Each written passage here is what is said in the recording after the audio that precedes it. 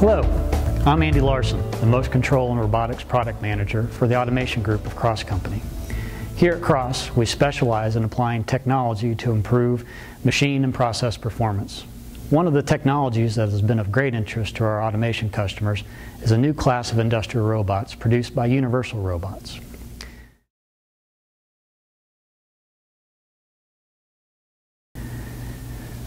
To give you a quick overview of the hardware, there are currently only two part numbers, the UR5 and the UR10. Each robot comes with the arm, the controller, the teach pendant, and the necessary cables.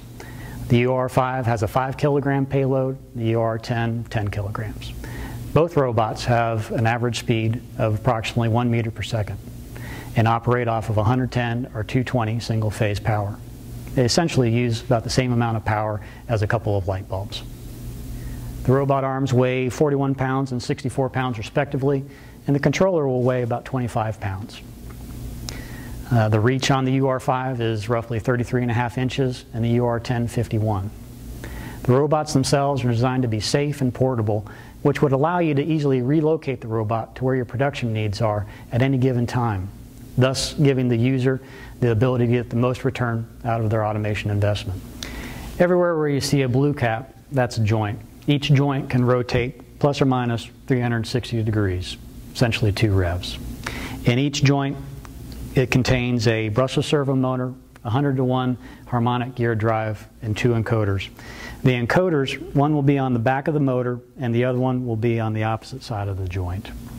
This dual encoder configuration is one of the key features that allows the robot to limit its force. Essentially, the robot is constantly monitoring the compliance in each joint of the robot as compared to the expected position. Thus, it allows it to sense when a collision is taking place. Both robots have a positional repeatability of plus or minus 0.004 of an inch or 0.1 millimeters. The control box consists of 2 power converters, a main board, and a fanless industrial PC that runs Linux off of a 2 gigabyte compact flash cards. The system's going to have 10 digital inputs, 10 digital outputs, 4 analog inputs, and 2 analog outputs. In terms of field bus communications, currently its main protocols are Modbus TCP and Ethernet sockets. These communications capabilities will allow it to communicate virtually with any controller on the market today. These robots are considered to be maintenance-free and have an estimated life of 35,000 hours.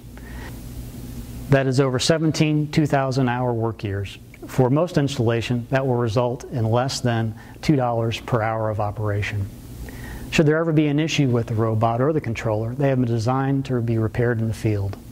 On the robot arm, if there is a joint failure, it's a matter of removing 8 to 12 bolts, disconnecting 2 electrical connectors, and reattaching a new joint.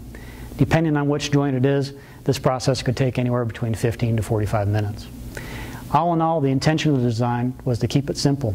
If there's a problem that comes up and it doesn't need to be sent back to the factory or require a specially trained technician to fix it.